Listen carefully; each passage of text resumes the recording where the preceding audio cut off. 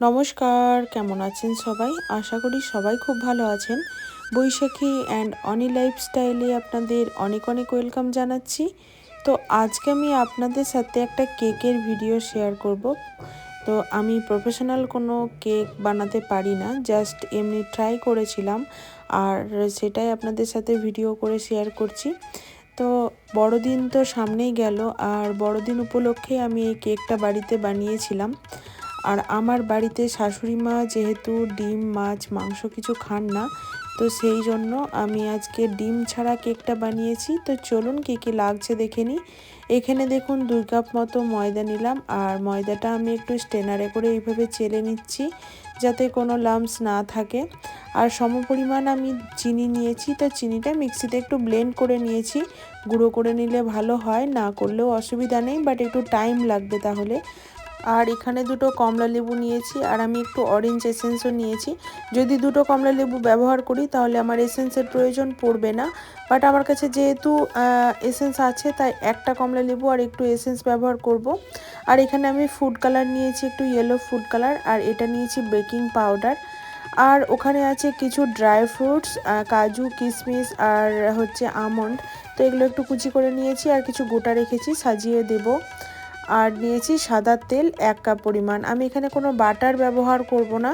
আমি এখানে চেষ্টা করেছি সমস্ত ঘরে থাকা উপকরণ দিয়ে কেকটি বানানোর বা তৈরি করে দেখানোর, কারণ সব সময় আমাদের কাছে হাতের কাছে সব জিনিস অ্যাভেলেবেল থাকে না। বাট আপনার কাছে যদি বেকিং পাউডারটা থাকে তাহলে আপনি অনায়াসে কেকটা বানিয়ে নিতে পারবেন। আর এখানে আমার প্রয়োজন পড়বে কিছু লিকুইড দুধ আর অল্প একটু গুঁড়ো দুধের।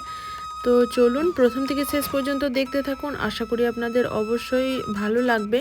তো আমি দেখুন লেবুটা চিপে চিপে রসটা বের করে নিলাম। তো স্ট্রেনারে নিয়েছি তাই খুব সুন্দরভাবে রসটা আমার ছাঁকনির কাজটাও হয়ে গেছে। এবার আমি এই রসটার মধ্যে যে চিনিটা রেখেছি সেটা দিয়ে দিলাম, আর তার সাথে আমি যে তেলটা রেখেছি 1 কাপ পরিমাণ তেল নিয়েছি সেটাও দিয়ে দেব। সামান্য একটু রেখে দেব, কারণ কেকটা যেই পাত্রে আমি বানাবো সেই পাত্রের তলাতে ব্রাশ করতে হবে, মানে অয়েল ব্রাশ করতে হবে, সেই জন্য। তো আমি তেলটা মোটামুটি সবটাই দিয়ে দিব, সামান্য একটু রাখবো। তো চলুন এবার এটাকে খুব ভালোভাবে ব্লেন্ড করে নিতে হবে, আর একটু সময় নিয়ে ব্লেন্ডটা করে নিতে হবে, কারণ চিনিটাও যেন একদম সম্পূর্ণভাবে মিশে যায়। তো দেখুন ব্লেন্ড করার পর আমার থিকনেসটা এরকম এসছে আর কালারটা এরকম এসছে। এখন আমি 3 চামচ মতো আমুল দুধ, মানে গুঁড়ো আমুল দুধ ব্যবহার করলাম।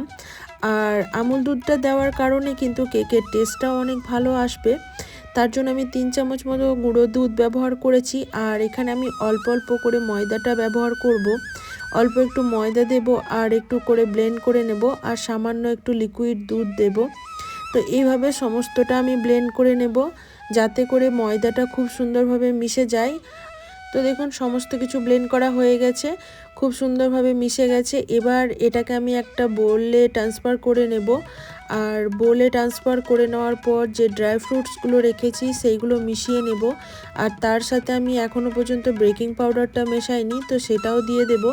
আপনারা চাইলে অল্প একটু সামান্য বেকিং সোডাও ব্যবহার করতে পারেন, বাট এখানে আমি শুধুমাত্র বেকিং পাউডারটাই ব্যবহার করব। আর তার সাথে আমার অরেঞ্জ এসেন্সটাও ব্যবহার করতে হবে। তো এখানে আমি 1 চামচ পরিমাণ বেকিং পাউডার দিয়ে দিলাম, আর আমি এখানে 2-4 ফোঁটা মতো এসেন্সটা ব্যবহার করব। তো চলুন দেখাচ্ছি আপনাদেরকে কতটা এসেন্স আমি দিচ্ছি। খুব বেশি প্রয়োজন পড়বে না, কারণ আমি একটা গোটা অরেঞ্জের জুস মিশিয়েছি, তাই এখানে আমি 2-4 ফোঁটা প্রথমে দিলাম আর 2-4 ফোঁটা মতো দেব। ব্যাস, এবার সমস্ত কিছু খুব ভালোভাবে মিশিয়ে নিতে হবে। আর এর সাথে আমি যে কুচানো ড্রাই ফ্রুটসগুলো রেখেছিলাম সেইগুলোও দিয়ে দিলাম। যতটা পরিমাণ ড্রাই ফ্রুটস নিয়েছিলাম তার অর্ধেকটা এখানে ব্যবহার করেছি। আর আমি যখন কেকটা লেয়ার বানাবো তখন আমি কিছুটা ব্যবহার করব, আর কেকটার ওপরিভাগে কিছুটা ড্রাই ফ্রুটস দিয়ে সাজিয়ে দেব। তাহলে কেকটার সব জায়গায় ড্রাই ফ্রুটসগুলো চলে আসবে, আর খাওয়ার সময় মুখে পড়লে খুব ভালো লাগবে। এবার দেখুন কেকটা আমার ফেটানো হয়ে গেছে। এবার 2 ভাগে ব্যাটারটা ভাগ করে নিচ্ছি। আমি যেহেতু 2 কালারের লেয়ার দিয়ে কেকটা তৈরি করব, তাই একটু আমি ফুড কালার মেশাচ্ছি এখানে। তো এখানে আমি ইয়েলো ফুড কালারটা নিয়েছিলাম, সামান্য দিয়ে দিলাম। এবার এটাকে খুব সুন্দর করে মিশিয়ে নিতে হবে এই ব্যাটারটার সাথে। তারপরে চলুন আপনাদেরকে লেয়ার করে দেখাচ্ছি আমি কিভাবে কেকটা বানিয়েছি। আপনারা যদি কেউ নতুন ট্রাই করতে চান এভাবে বানাতে পারেন। তো নতুন রাঁধুনিদের জন্য কিন্তু কেকটা একদম পারফেক্টভাবে তৈরি হবে, কোনো অসুবিধা হবে না। তো আমার সমস্ত কিছু তৈরি হয়ে গেছে। আর আমি প্রথমেই বলেছিলাম যে আমি কিন্তু প্রফেশনালি কেক বানাতে পারি না, তাই আমার কাছে কিন্তু কেক বানানোর তেমন কোনো সরঞ্জামই নেই। বাড়িতে ওই মাঝে মধ্যে আর কি বানিয়ে থাকি বাচ্চার জন্য। তো দেখুন এখানে আমি কেক বানানোর জন্য তলাতে কিন্তু বাটার পেপার আমার কাছে ছিল না, কিন্তু যে বাটার খাওয়া হয় সেই পেপারগুলো অবশিষ্ট ছিল সেইগুলোই দিয়ে দিয়েছি। আর ওটাতে একটু তেল ব্রাশ করে সামান্য ময়দা ছিটিয়ে নিলাম। যদি আপনাদের কাছে এটা না থাকে তাহলে এমনি নর্মালি পেপার আপনারাই কিন্তু তলায় গোল করে কেটে দিয়ে দিতে পারেন।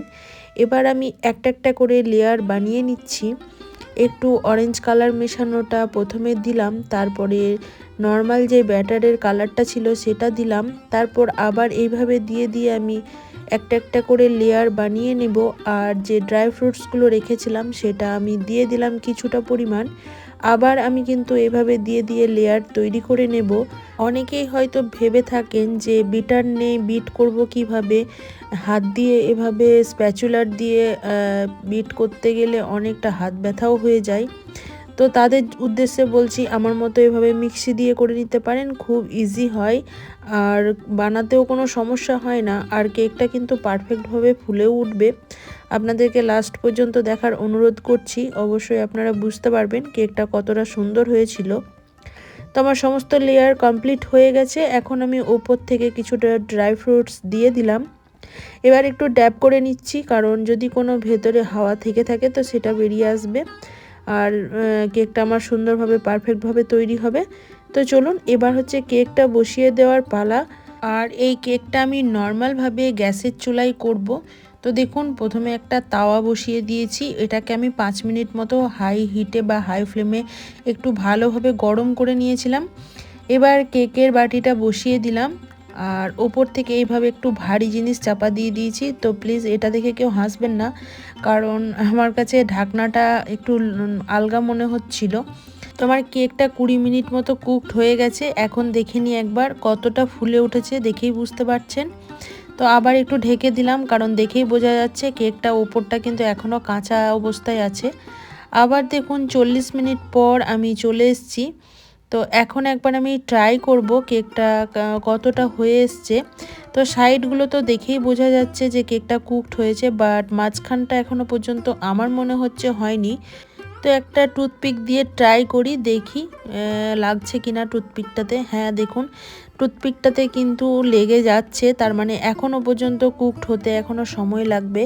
তো এখন আমার 40 মিনিটস মতন টোটাল টাইম হয়েছিল। তো এখন আমি 50 মিনিট পর এলাম আবারও, মানে টোটাল 50 মিনিট মানে 10 মিনিট পর। তো এখন আর আমার লেগে যাচ্ছিল না, আমি ট্রাই করেছি, দেখুন আপনাদের দেখাচ্ছি। এবার আমি স্ট্যান্ডিং টাইমে দিয়ে চলে এসেছি কেকটা আমার ওপেন করার জন্য। আর সত্যি কথা বলতে কি আমার নিজেরও আর ধৈর্য ধরছিল না, কেকটা এখনও সম্পূর্ণভাবে ঠান্ডা হয়নি, যথেষ্ট গরম আছে। কিন্তু আমি আর থাকতে পারছি না, মানে মনে হচ্ছে কখন ওপেন করে দেখব যে কেকটা কেমন হয়েছে। দেখলাম যে খুব গরম আছে। তো গরম থাকা অবস্থায় কেকটাকে উল্টানোর জন্য এইভাবে একটা ওপরে পলিথিন দিয়েছি। আপনাদের কাছে হ্যান্ড গ্লাভস থাকলে দিয়ে দিতে পারেন, আমার কাছে ছিল, বাট আমি তাড়াহুড়োতে পলিথিনটাই প্রেফার করলাম। তো দেখুন কেকটা খুব সুন্দরভাবে উঠে এসেছে। এবার ওপর যে নিচে যে বাটার পেপারগুলো দিয়েছিলাম তো সেইগুলো এইভাবে উঠিয়ে নিচ্ছি। দেখেই বোঝা যাচ্ছে কতটা লোভনীয় হয়েছে, আর খেতেও কিন্তু দারুণ হয়েছিল। আপনাদের কাট করে দেখাবো কেকটা ভেতরটাও কেমন হয়েছে। তো আমি দারুণ বাটার পেপারগুলো একটু তুলে নিই, তারপরে চলুন কেকটা কেটে আপনাদেরকে দেখাচ্ছি। আর আমি এটা ক্রিসমাসের দিন বানিয়েছিলাম। তো দুপুরবেলায় বানিয়েছিলাম, বিকেলবেলাতে আমরা সবাই মিলে এই কেকটা কেটে খেয়েছি। আর আমাদের তো সবার খুব পছন্দ হয়েছিল। তো আপনারা চাইলে এভাবে বানিয়েই নিতে পারেন, খুব ইজি আর ঘরোয়া উপকরণ দিয়ে কেকটা বানানো যায়। বাচ্চা থেকে বুড়ো সবাই খুব পছন্দ করবে। আর বাচ্চাদের ভোলানোর জন্য তো একদম ইজি রেসিপি এটা একটা। আর বাজার থেকে যে পরিমাণে টাকা দিয়ে কেক কিনতে হয় তার থেকে বাড়িতে বানালে অনেক কম খরচায় বানানো যায়, প্লাস আপনি বাড়িতে হেলদিভাবে হাইজিন মেনটেন করে বাচ্চাকে খাওয়াতে পারেন। তো দেখুন কেকটা এখনও গরম আছে, ধোঁয়া উঠছে, বুঝতে পারবেন। আর এটা যখন আরেকটু ঠান্ডা হয়ে যাবে তখন এটার ফ্লপি মানে এটা কতটা ফ্লপি হয়েছিল বা ফুলে উঠেছিল কেকটা ভেতরটা বুঝতে পারবেন। তো দেখুন কেকটা ধোঁয়া বেরোচ্ছে এখনও, আর লেয়ারগুলোও সুন্দরভাবে ঠান্ডা হলে আরেকটু ভালোভাবে বোঝা যাবে। তো চলুন, ঠান্ডা হয়ে গেছে, মানে এখন আমার কেকটা অর্ধেক খাওয়া হয়ে গেছে। তারপর আপনাদেরকে আবার দেখাচ্ছি মানে ঠান্ডা অবস্থায় কেকটা কেমন হয়েছিল। যারা এই ভিডিওটি এতক্ষণ ধরে দেখছেন সবার কাছে একটা রিকোয়েস্ট, প্লিজ একটা লাইক করবেন, ভালো লাগলে একটা কমেন্ট করে জানাতে পারেন। আমার চ্যানেলে নতুন সদস্য হয়ে থাকলে চ্যানেলটি সাবস্ক্রাইব করে বেল বাটনটা অল করে দেবেন, যাতে যখনই কোনো ভিডিও আমি আপলোড করি আপনাদের কাছে খুব সহজেই নোটিফিকেশান পৌঁছে যায়। তো কেকটা দেখতেই পাচ্ছেন কতটা তুলতুলে নরম হয়েছে। তো চলুন সবার জন্য কেকটা সার্ভ করে দিই, সবাইকে একটু করে দেবো, খেয়ে দেখবে সবাই কেমন হয়েছে। এতক্ষণ ভিডিওটি ধৈর্য ধরে দেখার জন্য আপনাদের আমার তরফ থেকে অনেক ভালোবাসা। আজকের মতো এই পর্যন্তই, সবাই ভালো থাকবেন, সুস্থ থাকবেন, দেখা হচ্ছে নেক্সট কোনো ভিডিওতে। টাটা, বাই।